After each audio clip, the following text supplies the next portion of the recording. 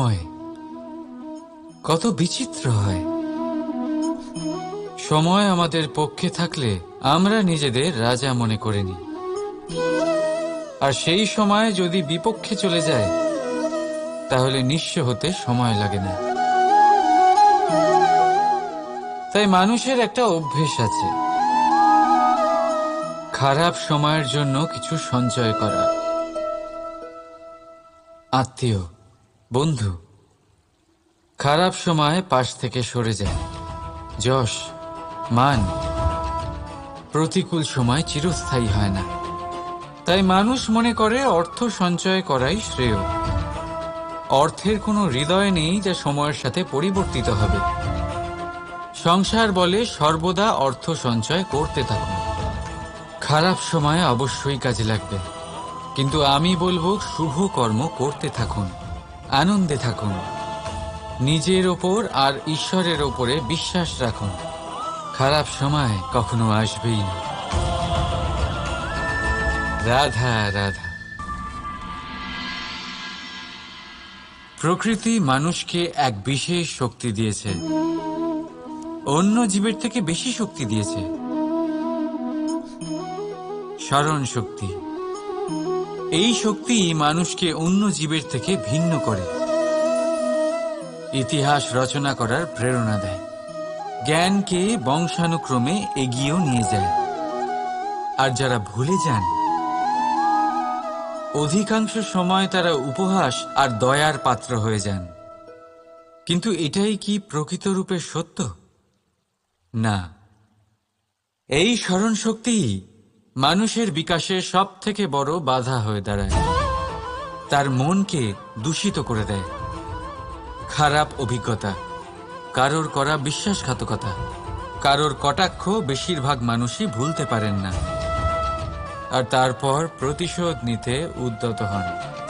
প্রথমে সময় নষ্ট করেন প্রতিশোধের প্রস্তুতিতে, আর তারপর সময় নষ্ট করেন প্রতিশোধ নেওয়ার সুযোগ খুঁজতে। যদি সন্তুষ্টি পেতে চান, যদি জীবনে আনন্দ পেতে চান, তাহলে স্মরণ শক্তির সদ্ব্যবহার করুন। নিজের স্মরণ শক্তিকে চালনা করুন শুধুমাত্র ভালো কথা আর ভালো স্মৃতির দিকে। জীবনে আনন্দ পাবেন। রাধা রাধা। মানুষ নিজের পরিবারের জন্য কত কিছুই না করে, দিন রাত পরিশ্রম করতে থাকে যাতে তার পরিবারের প্রয়োজন পূরণের জন্য অর্থ রোজগার করতে পারে। কিন্তু শুধু অর্থ রোজগার করাটাই কি যথেষ্ট? আপনি বলবেন, হ্যাঁ নিশ্চয়ই, অর্থ দিয়ে সব কিছু পাওয়া যায়, বিদ্যা পাওয়া যায়, বাড়ি পাওয়া যায়, ওষুধ পাওয়া যায়, আর কত কিছুই না পাওয়া যায়। এই সব একটা পর্যায় পর্যন্ত সঠিক, কিন্তু একটু মন দিয়ে ভেবে দেখুন, যখন কোনো শিশু অসুস্থ হয়ে পড়ে তখন সে ওই তিক্ত ওষুধ কেন খেয়ে নেয়? এই জন্য কারণ ওর পিতা সেই ওষুধ অর্থ দিয়ে কিনেছে?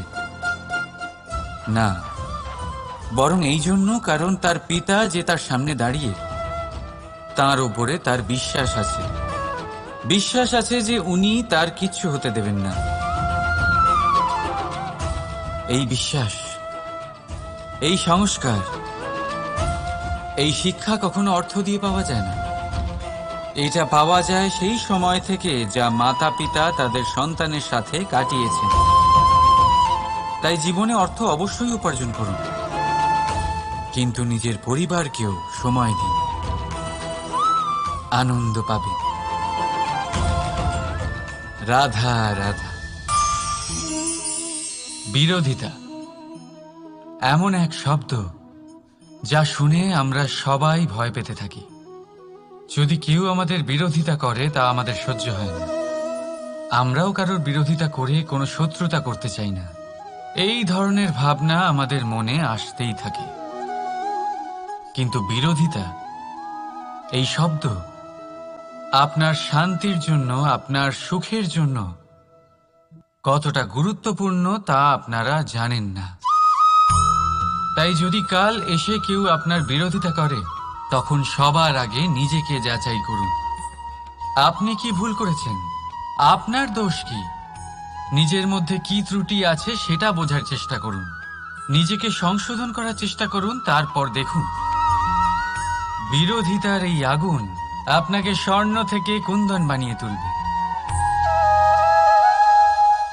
বলা হয় এই সংসারে খারাপ বেড়েই চলেছে, কিন্তু তার কারণ এ নয় যে খারাপ মানুষ বেড়ে চলেছে।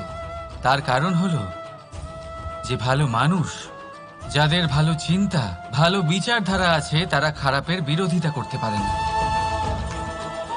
যদি আপনার সম্মুখে কোনো খারাপ কর্ম হয়, তাহলে তার বিরোধিতা করতে সংকোচ করবেন না, কারণ বিরোধিতার এই আগুন মন্দকে পিছুপা হতে অবশ্যই বাধ্য করে। রাধা রাধা। আপনি কি ওই মাকড়সার জাল দেখতে পাচ্ছেন? মাকড়সারা ভীষণ পরিশ্রম করে এটা তৈরি করে, নিজের শরীরের রস দিয়ে এই জাল বোনে। আপনি কি এটার উদ্দেশ্য জানেন? আসলে মাকড়সা এই জালে ছোট কীটপতঙ্গ ধরে তাদেরকে খাদ্যরূপে গ্রহণ করে। কিন্তু আপনি কি এই কথা জানেন যে একদিন মাকড়সা নিজেই নিজের জালে জড়িয়ে মৃত্যুবরণ করে থাকে? বলুন কি করেন আপনি এই জাল দেখতে পেলেই মুছে ফেলেন এর অস্তিত্ব, তাই না? তেমনি অন্যদিকে পাখির বাসা, পাখিরাও ভীষণ পরিশ্রম করে এটা তৈরি করে। কিন্তু যদি পাখি একদিন এটা ছেড়ে চলে যায়, তাহলেও লোকে এটা নষ্ট করে দেয় না। কারণটা কি? এর কারণ হলো এর নির্মাণ জীবন সঞ্চারের জন্য করা হয়েছিল, নষ্ট করার জন্য নয়। তাই মনে রাখবেন, জীবনে আপনার পরিশ্রম যতই বেশি হোক না কেন, যদি আপনার লক্ষ্য শুভ না হয়, তাহলে আপনারও বিনাশ নিশ্চিত। তাই সৃজন করতেই থাকুন আর মুগ্ধ হয়ে বলুন রাধা রাধা।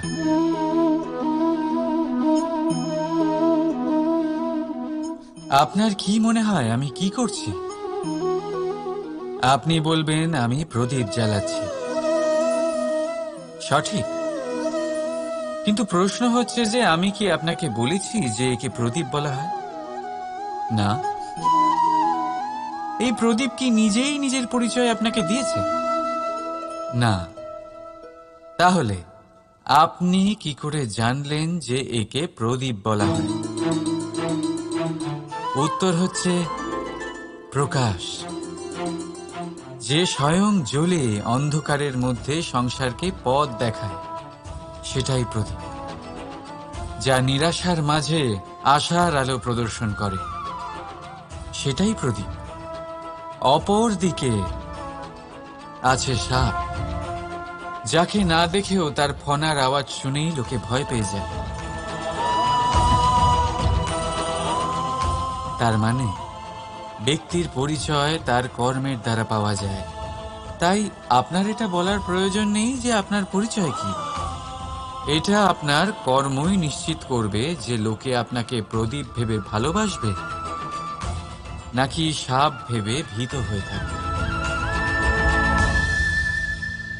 রাধা রাধা। সাফল্য। যদি আপনাকে জীবনে সাফল্য পেতে হয়, তাহলে আপনি একাধিক মানুষ পাবেন যারা একাধিক উপায় বলবে আপনাকে সাফল্য পাওয়ার। দীর্ঘ সময় ধরে পরিশ্রম, চেষ্টা, নির্ধারণ, নিষ্ঠা এই বিষয়ে ভাষণ দিতে থাকবেন। একাধিক রকমের উদাহরণ আপনার সামনে তুলে ধরবেন। কিন্তু আমার এটা মনে হয়, আমরা কেন সেই বিষয়ে কথা বলি না যা মানুষকে অসফল করে তোলে? শুধু দুটো ব্যাপার অসফল হওয়া নিশ্চিত করে। শুধু দুই ধরনের মানুষ বেশিরভাগ অসফল হন। প্রথম তারা যারা ভাবে অনেক কিছু কিন্তু কিছুই করে না, আর দ্বিতীয় তারা যারা অনেক কিছু করতে থাকে কিন্তু ভাবনা চিন্তা না করে। ভাবনা আর কর্ম, এদের মাঝে সামঞ্জস্য রাখা খুব জরুরি। যদি এটা থাকে তাহলে জীবনে কখনো অসফল হবেন না। রাধা রাধা। আপনি অনেককে এই কথা নিশ্চয়ই বলতে শুনেছেন, এই ব্যক্তির দৃষ্টিতে দম্ভ আছে, এই ব্যক্তির চোখের ওপর অহংকারের পর্দা পড়ে আছে, ইত্যাদি ইত্যাদি। চলুন আমি আপনাকে একটা প্রশ্ন করছি, আপনি দেখেন কি দিয়ে? দৃষ্টি দিয়ে নাকি দৃষ্টিভঙ্গির সাহায্যে? ভাবুন। চিন্তায় পড়ে গেলেন নিশ্চয়ই। দৃষ্টি যে কোনো বস্তুর বা যে কোনো মানুষের শুধু বাইরের রূপটা দেখায়, যেখানে দৃষ্টিভঙ্গি আপনাকে সোজা আসল পরিচয়ের সাথে সাক্ষাৎ করায়। উদাহরণ হিসেবে চন্দ্র। চন্দ্র আমরা সবাই দেখেছি। বহু মানুষ আছেন যাদের চন্দ্র অত্যন্ত সুন্দর লাগে, আবার কিছু মানুষ এমনও আছেন যারা এই চন্দ্রের মধ্যেই দাগ খুঁজে বার করেন। এই হলো দৃষ্টিভঙ্গি। যদি নিজের দৃষ্টিভঙ্গিতে প্রেম রাখেন, ভালোবাসা রাখেন, সম্ভ্রম রাখেন, তাহলে তার বদলে আপনিও প্রেম আর সম্মান অবশ্যই পাবেন। এবারে দেখুন, যে জল দিয়ে ঈশ্বরের মূর্তি ধোয়া হয় তাকে চরণামৃত বলা হয়। এটার কারণ দৃষ্টিভঙ্গি। এখন আপনি পাথরকে ভগবান ভেবে পুজো করবেন নাকি ভগবানকে পাথর ভেবে পরিত্যাগ করবেন? সিদ্ধান্ত আপনার, কিন্তু এই সিদ্ধান্ত নির্ভর করে আপনার দৃষ্টিভঙ্গির ওপর। তাই নিজের দৃষ্টিভঙ্গি শুভ রাখুন, নিজের দৃষ্টিভঙ্গিতে ভালোবাসা রাখুন, আর আনন্দে বলুন রাধা রাধা। বড় বড় রাজমহলের বড় বড় ইমারতের চূড়া কত সুন্দর হয়,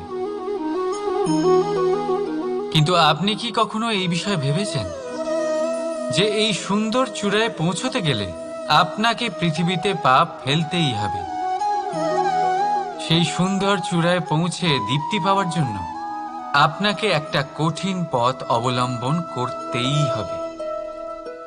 যদি আপনি কোনো কঠিন পথে না গিয়ে এই পৃথিবীর সাহায্য ছাড়াই শুধু উচ্চতার দিকে অগ্রসর হতে থাকেন, তাহলে সর্বদা অসফল হবেন। সেই জন্য নিজের স্বপ্ন পূরণের এই যাত্রাতে নিজের পথ কখনোই হারাবেন না, নিজের পথ থেকে সরবেন না। যদি এমন করেন তাহলে তো আপনার স্বপ্ন পূরণ হবেই না, তার সাথে আপনি নিজের পথও হারাবেন। রাধা রাধা। কৌতুক অর্থাৎ হাসি, এটা জীবনে কতটা গুরুত্বপূর্ণ। আমরা সর্বদাই হাসতে চাই, আমরা সর্বদা অন্যের মুখে এই হাসি দেখতে চাই। কিন্তু এই কৌতুক অনেক প্রকারের হয়, আর এই কৌতুকের ভিত্তি কি সেটাও খুব গুরুত্বপূর্ণ। কৌতুক কেবল তখনই পাবেন যখন তা শুদ্ধ মন থেকে আসবে। কৌতুক তখনই পাবেন যখন তা সামনের জনকেও হাসিয়ে তার কষ্ট হরণ করবে। এবারে যদি কৌতুক হিংসার থেকে বেরোয়, তখন তা কটাক্ষ হয়ে যায়, সামনের মানুষের মনে আঘাত করে। তারপরে সে তৈরি থাকে যে কখন আপনার ওপরে আবার প্রহার করতে পারবে। তাই যদি হাস্য কাউকে ছোট করার জন্য হয়, তা হাস্য নয়, উপহাস হয়ে যায়। আর তা সামনের জনকে আনন্দ নয়, শুধু অপমান দেবে। আর অপমানিত ব্যক্তির মন তিক্ত হয়ে থাকে। তাই মনে রাখবেন যে এই কৌতুক যেন কৌতুকই থাকে, তা উপহাস বা কটাক্ষ না হয়ে যায়। রাধা রাধা। মানুষ, এই শব্দের সূচনা হয় মন থেকে, আর সেই জন্যই হয়তো আমাদের এই মন এতটা গুরুত্বপূর্ণ। এবারে দেখুন না, আমাদের মনই সবকিছু চালনা করে। মনই সেই যে কল্পনা করে, মনই সেই যা কল্পনাকে বাস্তবে পরিণত করার জন্য পরিশ্রম করতে আমাদের প্রেরণা যোগায়। মনই সেই যা লোভের জালে জড়িয়ে পড়ে। মনই সেই যা অভিমানের পর্দা দিয়ে ঢেকে যায়। আর এই মনই সেই যা আপনাকে বিনাশের দিকে টেনে নিয়ে যেতে পারে। কিন্তু যদি তা পরোপকার করার ইন্ধন পায়, তাহলে এমন কোনো মহান কাজ নেই যা আপনি করতে পারবেন না। কিন্তু এই মন কি? এটা বোঝানো যায় দুটো শব্দের মাধ্যমে, দুটো সহজ শব্দ। প্রথম, একজন কুশল সেবক। দ্বিতীয়, একজন সংকটপ্রবণ মালিক। যদি আপনার এই মন আপনার নিয়ন্ত্রণে থাকে, তাহলে সে হলো আপনার সেবক। তাই আপনার অস্তিত্ব আছে। কিন্তু যদি আপনার মন আপনার কর্মের ওপরে নিয়ন্ত্রণ করে, তাহলে এই মন আপনার মালিক, আর তখন আপনার বিনাশ নিশ্চিত। তাই নিজের এই মনকে নিয়ন্ত্রণে রাখুন, কিন্তু ভালোবেসে। আসুন আমার সাথে আনন্দে বলুন, রাধা রাধা। এই সূঁচ দেখতে পাচ্ছেন আপনি? এটা শুদ্ধ লোহা দিয়ে তৈরি। বস্ত্র সেলাই করার কাজে লাগে, অস্ত্রোপচারে কাজে লাগে। কিন্তু আপনি কি কখনো ভেবে দেখেছেন এই সূঁচ কিভাবে তৈরি হয়? লোহার এক বড় অংশকে পিটিয়ে পিটিয়ে টেনে টেনে তাকে পাতলা বানানো হয়। এরপরেই আমরা পেয়ে থাকি সূঁচ। ভাবুন, যদি লোহার টুকরোতে অনর্গল প্রহার করার ফলে একটা লোহার টুকরো সূঁচে পরিণত হয়, তাহলে আমাদের জীবনে অনর্গল চেষ্টা করার ফলে জীবনের সমস্ত অংশকে আমরা কত প্রভাবশালী কাজে পরিণত করতে পারি। শুধু প্রয়োজন দৃঢ় নিশ্চয়তা। তাহলে আসুন আমার সাথে ভালোবেসে বলুন, রাধা রাধা। বিশ্বাস, জীবনে বিশ্বাস কতটা গুরুত্বপূর্ণ। একজন স্ত্রী তার স্বামীর হাত ধরে যে কোনো জায়গায় যেতে পারেন, এর কারণ হলো বিশ্বাস। তার নিজের স্বামীর ওপরে বিশ্বাস আছে। যখন একজন মা তার ছোট বাচ্চাকে কোলে তুলে হাওয়ায় ওঠায়, তখন সেই বাচ্চা ভয়ভীত হয়ে যায় না। তার কারণ হলো বিশ্বাস। তার বিশ্বাস আছে যে তার মা তার কিচ্ছু হতে দেবে না। এক বৈদ্যের দেওয়া ঔষধ সন্তান কিছু না বুঝে শুনেই খেয়ে ফেলে। সেই বৈদ্যের জ্ঞানের বিষয়ে তার কোনো ধারণাই থাকে না। শুধু নিজের পিতার উপরে বিশ্বাস আছে যে তার পিতা তাকে খারাপ কিছুই দেবে না। যখন এই সংসারের প্রতিটা বন্ধন বিশ্বাসের উপরে দাঁড়িয়ে আছে, তাহলে কেন এই বিশ্বাসকে আমরা জীবনে আনতে পারি না? আপনি নিজেই দেখুন, এই বিশ্বাস নিজের জীবনে এনে দেখুন, সবকিছু আরো সুন্দর হয়ে যাবে। তাই ভালোবেসে বলুন, রাধা রাধা।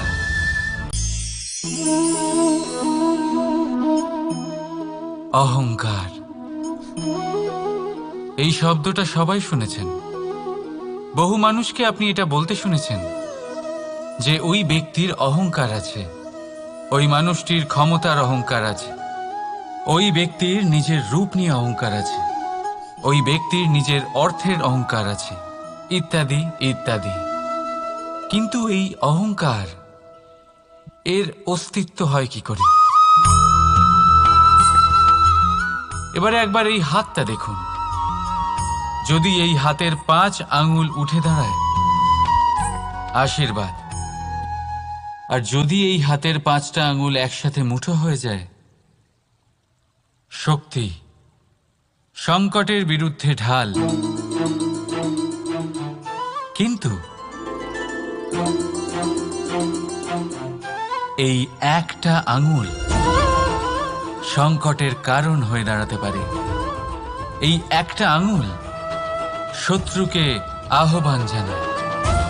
এবার অহংকার বলে এই শব্দটাই দেখে নিন। আমাদের থেকে আলাদা হয়ে গেলে হয় অহং। অহং অর্থাৎ ব্যক্তির মনে হয় যে সে আপনদের থেকে, নিজের বন্ধুদের এবং সঙ্গীদের থেকে, নিজের পরিবারের থেকে অনেক উপরে, অনেক শ্রেষ্ঠতর সে। কিন্তু মনে রাখবেন, এই অহংকার কোনো ব্যক্তির অস্তিত্বের বিনাশের প্রথম ধাপ। তাই ঝেড়ে ফেলে দিন এই অহংকারকে, আর বিশ্বাস করুন আমাদের ওপর, কারণ তখনই আপনি শান্তি পাবেন। আর সেই শান্তির সাথে বলে উঠবেন, রাধা রাধা।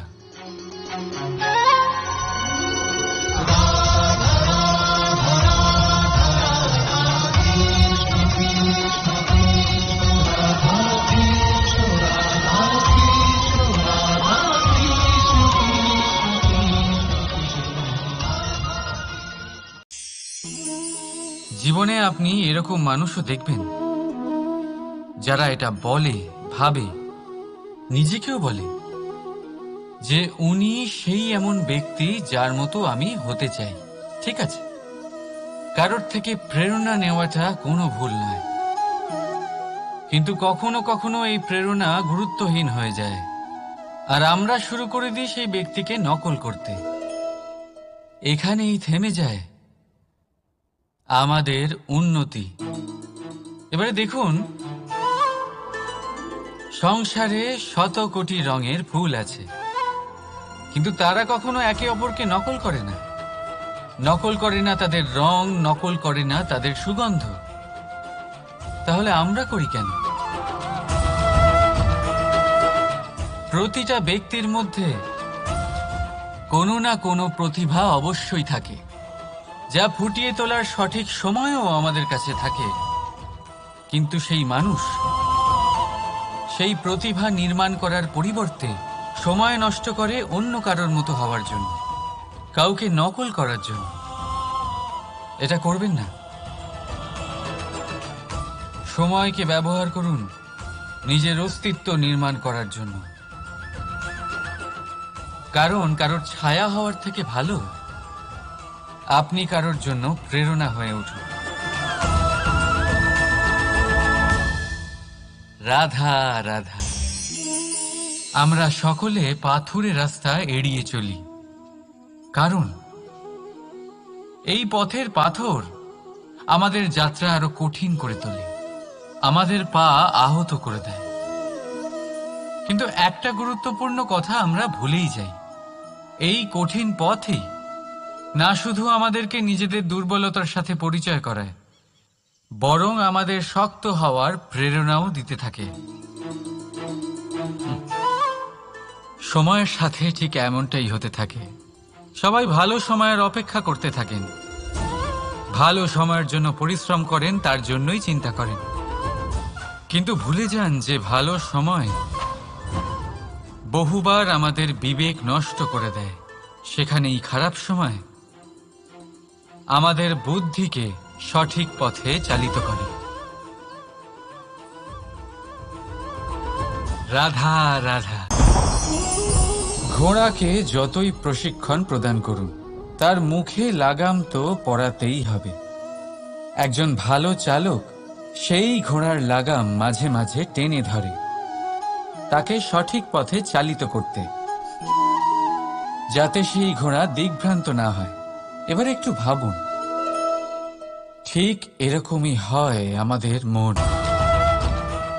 যদি এটা বিবেকের লাগাম দিয়ে মাঝে মাঝে আমরা টেনে না ধরি, তাহলে আমাদের এই মন দিগ্ভ্রান্ত হতে পারে। আর যদি আপনি আপনার লক্ষ্যে পৌঁছতে চান, তখন মনের এই লাগাম মাঝে মাঝে আপনাকে অবশ্যই টেনে ধরতে হবে, কারণ বিবেকের এই পথ প্রদর্শনই আপনাকে ভালোভাবে আপনার লক্ষ্যে পৌঁছে দেবে। মনে রাখবেন, আর আমার সাথে ভালোবেসে বলবেন, রাধা রাধা। আপনি কখনো জাঁতা কল দেখেছেন? তাতে গম পেশা হয়। গমকে এমনভাবে পেশা হয় যাতে আমরা তা খেতে পারি, জীবিত থাকতে পারি। আর যদি আপনি মন দিয়ে দেখেন, তাহলে কলের নিচের অংশ কখনো ঘোরে না, শুধুমাত্র উপরের অংশই ঘোরে। আর তবেই তা গম পিষতে পারে, আর তবেই রুটি তৈরি হতে পারে। কিন্তু ভেবে দেখুন, যদি কলের দুটো অংশই ঘুরতে থাকে, তাহলে কি হবে? তা গম পেশার বদলে একে অপরকে পিষে নিজেদের অস্তিত্ব শেষ করে দেবে। তাই জীবনে কোনো কাজ যখন মন আর মস্তিষ্ক মিশিয়ে করা হয়, তখনই তা সম্পন্ন হয়। কিন্তু যখন বিষয় হলো ভক্তির, তখন মস্তিষ্কের যুক্তির মৌন থাকা প্রয়োজন। আর যখন বিষয় হলো কর্ম আর ন্যায়ের, তখন মনের আবেগের মৌন থাকা প্রয়োজন। তাই মন আর মস্তিষ্কের এই সম্মিলনে সতর্ক থাকবেন। একসাথে অবশ্যই চলবে, কিন্তু একে অপরের বাধা যেন না হয়ে দাঁড়ায়। রাধা রাধা। আমি একটা এমন শব্দ যার অনেকগুলি মানে হয়, যার আসল অর্থ হল অহং। যদি আপনি কথা বলেন সৃষ্টির নির্মাণ নিয়ে, তাহলে আমি ব্রহ্মদেব হয়ে সৃষ্টির নির্মাণ করবে। যদি আপনি কথা বলেন প্রলয়ের, তাহলে সেই আমি মহাদেব হয়ে বিনাশ করবে। এই আমি সঙ্গতিপূর্ণ, কিন্তু শুধু ততক্ষণ যতক্ষণ আপনি এটা সবার সাথে ভাগ করছেন। কিন্তু আমরা বহুবার এর মানে বুঝতে পারি না। এই অহংকে সীমিত করে দিই একটা ব্যক্তি অবধি, শুধু নিজে। আর তখনই জেগে ওঠে অহংকার, যাতে প্রাধান্য পায় শুধুমাত্র আমি, আমরা নয়।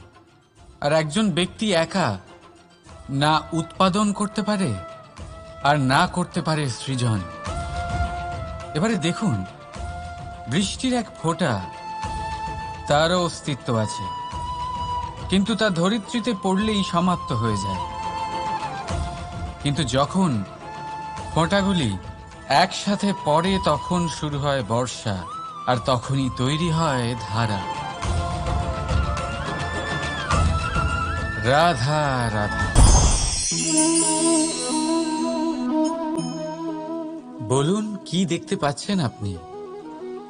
আমার হাতের এই সাদা বস্ত্র, নাকি এতে লেগে থাকা এই কালো দাগ? এবারে সত্যি কথা বলতে কি, আপনার নজর সবার আগে এই কালো দাগের উপরে গেছে। ঠিক আছে, এমনই তো হয়। ভীষণ কম মানুষ থাকেন যারা ভাবেন কোনো ব্যক্তি ভীষণ পরিশ্রম করে এই বস্ত্র ধুয়েছেন, এটা শুকিয়েছেন। বেশিরভাগ মানুষের নজর যায় এই দাগের উপরে, ভাবেন যে এটা কি করে লাগলো। কিছুটা এরকমই হয় আমাদের ব্যক্তিত্বের সাথে। আমাদের শুভ কর্মের উপরে আমাদের একটা খারাপ কর্ম ভারী মনে হয়।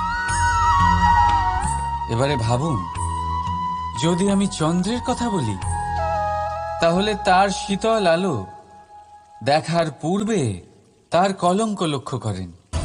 সেই চাঁদে লেগে থাকা কালো দাগ দেখে নেন।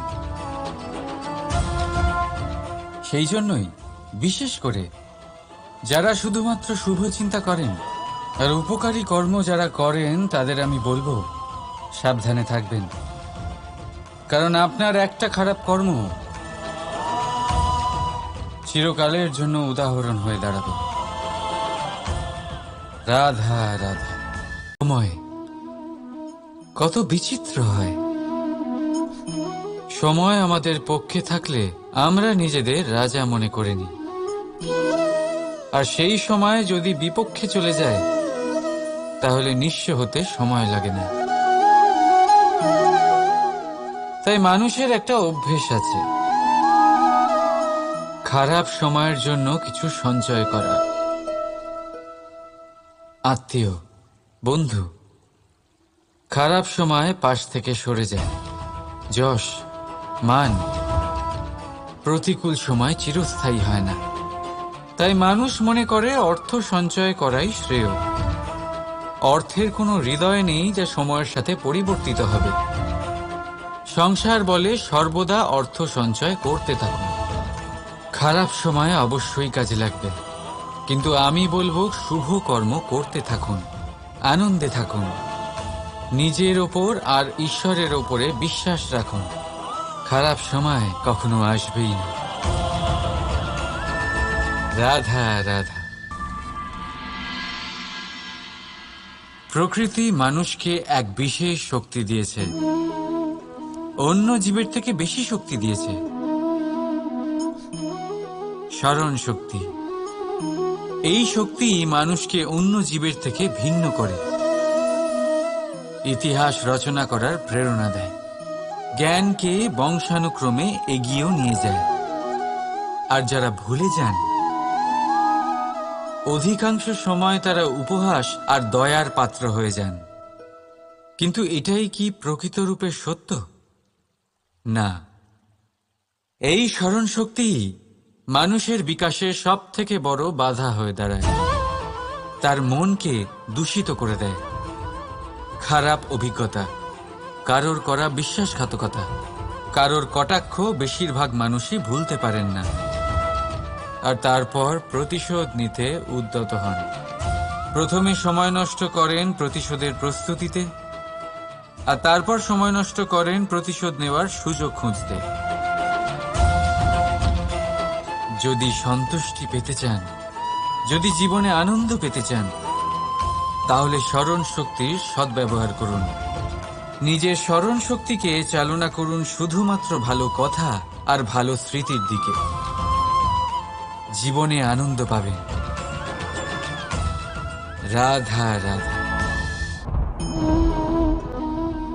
মানুষ নিজের পরিবারের জন্য কত কিছুই না করে, দিন রাত পরিশ্রম করতে থাকে যাতে তার পরিবারের প্রয়োজন পূরণের জন্য অর্থ রোজগার করতে পারে। কিন্তু শুধু অর্থ রোজগার করাটাই কি যথেষ্ট? আপনি বলবেন, হ্যাঁ নিশ্চয়ই, অর্থ দিয়ে সব কিছু পাওয়া যায়, বিদ্যা পাওয়া যায়, বাড়ি পাওয়া যায়, ওষুধ পাওয়া যায়, আর কত কিছুই না পাওয়া যায়। এইসব একটা পর্যায় পর্যন্ত সঠিক, কিন্তু একটু মন দিয়ে ভেবে দেখুন, যখন কোনো শিশু অসুস্থ হয়ে পড়ে তখন সে ওই তিক্ত ওষুধ কেন খেয়ে নেয়?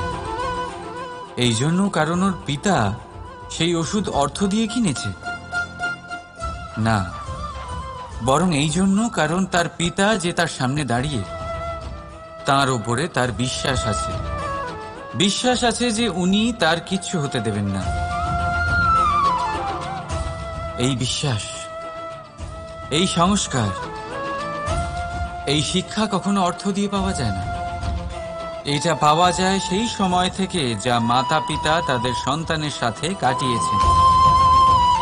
তাই জীবনে অর্থ অবশ্যই উপার্জন করুন, কিন্তু নিজের পরিবারকেও সময় দিন, আনন্দ পাবেন। রাধা রাধা। বিরোধিতা এমন এক শব্দ যা শুনে আমরা সবাই ভয় পেতে থাকি। যদি কেউ আমাদের বিরোধিতা করে তা আমাদের সহ্য হয় না।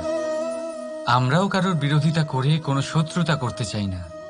এই ধরনের ভাবনা আমাদের মনে আসতেই থাকে। কিন্তু বিরোধিতা এই শব্দ আপনার শান্তির জন্য, আপনার সুখের জন্য কতটা গুরুত্বপূর্ণ তা আপনারা জানেন না। তাই যদি কাল এসে কেউ আপনার বিরোধিতা করে, তখন সবার আগে নিজেকে যাচাই করুন। আপনি কি ভুল করেছেন? আপনার দোষ কি? নিজের মধ্যে কি ত্রুটি আছে সেটা বোঝার চেষ্টা করুন। নিজেকে সংশোধন করার চেষ্টা করুন, তারপর দেখুন বিরোধিতার এই আগুন আপনাকে স্বর্ণ থেকে কুন্দন বানিয়ে তুলবে। বলা হয় এই সংসারে খারাপ বেড়েই চলেছে, কিন্তু তার কারণ এ নয় যে খারাপ মানুষ বেড়ে চলেছে। তার কারণ হলো যে ভালো মানুষ, যাদের ভালো চিন্তা, ভালো বিচারধারা আছে, তারা খারাপের বিরোধিতা করতে পারে না।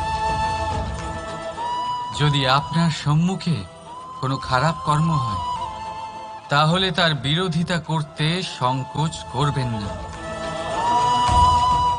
কারণ বিরোধিতার এই আগুন মন্দকে পিছুপা হতে অবশ্যই বাধ্য করে।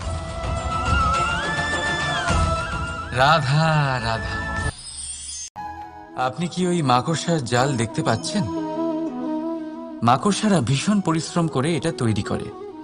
নিজের শরীরের রস দিয়ে এই জাল বোনে। আপনি কি এটার উদ্দেশ্য জানেন? আসলে মাকড়সা এই জালে ছোট কীটপতঙ্গ ধরে তাদেরকে খাদ্যরূপে গ্রহণ করে। কিন্তু আপনি কি এই কথা জানেন যে একদিন মাকড়সা নিজেই নিজের জালে জড়িয়ে মৃত্যুবরণ করে থাকে? বলুন কি করেন আপনি এই জাল দেখতে পেলে? দেখতে পেলেই মুছে ফেলেন এর অস্তিত্ব, তাই না? তেমনি অন্যদিকে পাখির বাসা, পাখিরাও ভীষণ পরিশ্রম করে এটা তৈরি করে। কিন্তু যদি পাখি একদিন এটা ছেড়ে চলে যায়, তাহলেও লোকে এটা নষ্ট করে দেয় না। কারণটা কি? এর কারণ হলো এর নির্মাণ জীবন সঞ্চারের জন্য করা হয়েছিল, নষ্ট করার জন্য নয়। তাই মনে রাখবেন, জীবনে আপনার পরিশ্রম যতই বেশি হোক না কেন, যদি আপনার লক্ষ্য শুভ না হয়, তাহলে আপনারও বিনাশ নিশ্চিত। তাই সৃজন করতেই থাকুন আর মুগ্ধ হয়ে বলুন রাধা রাধা।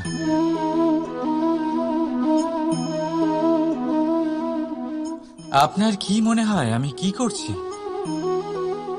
আপনি বলবেন আমি প্রদীপ জ্বালাচ্ছি। সঠিক, কিন্তু প্রশ্ন হচ্ছে যে আমি কি আপনাকে বলেছি যে একে প্রদীপ বলা হয়? না। এই প্রদীপ কি নিজেই নিজের পরিচয় আপনাকে দিয়েছে? না। তাহলে আপনি কি করে জানলেন যে একে প্রদীপ বলা হয়? উত্তর হচ্ছে প্রকাশ, যে স্বয়ং জ্বলে অন্ধকারের মধ্যে সংসারকে পথ দেখায়, সেটাই প্রদীপ। যা নিরাশার মাঝে আশার আলো প্রদর্শন করে, সেটাই প্রদীপ। অপর দিকে আছে সাপ, যাকে না দেখেও তার ফনার আওয়াজ শুনেই লোকে ভয় পেয়ে যায়। তার মানে ব্যক্তির পরিচয় তার কর্মের দ্বারা পাওয়া যায়। তাই আপনার এটা বলার প্রয়োজন নেই যে আপনার পরিচয় কি। এটা আপনার কর্মই নিশ্চিত করবে যে লোকে আপনাকে প্রদীপ ভেবে ভালোবাসবে নাকি সাপ ভেবে ভীত হয়ে থাকবে। রাধা রাধা।